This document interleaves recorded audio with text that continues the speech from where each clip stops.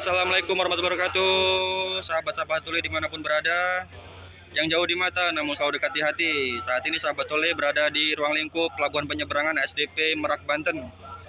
Tepat di hadapan Tole ini ada kapal Jalak 1. Nah, ini kapal Jalak 1 yang berfungsi untuk menarik kapal penyeberangan Merak Bakauni bila mana kapal itu kandas atau mengalami trouble di tengah laut ataupun pas mau sandar. Ini kapal Jalak 1 yang dikelola oleh pihak Kementerian BPTD Wilayah 8 Provinsi Banten. Ini semacam takbut ya.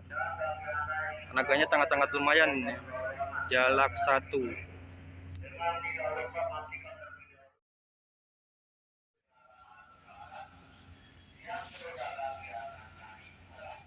Jadi bila mana jangan sampai terjadi sih kalau bisa ya, bila mana ada kapal lagi melakukan pelayanan dari Merak ke Bakauni, terus kapal itu mengalami trouble atau kebakaran, Jalak 1 pun hadir karena itu di atasnya itu ada mesin penyemprotnya atau blanwir untuk pemadam kebakaran. Pokoknya untuk kapal-kapal yang mengalami trouble di wilayah Pelabuhan Merak, Jalak 1 hadir. Mantap ya kapalnya ya. Sekali lagi Jalak 1.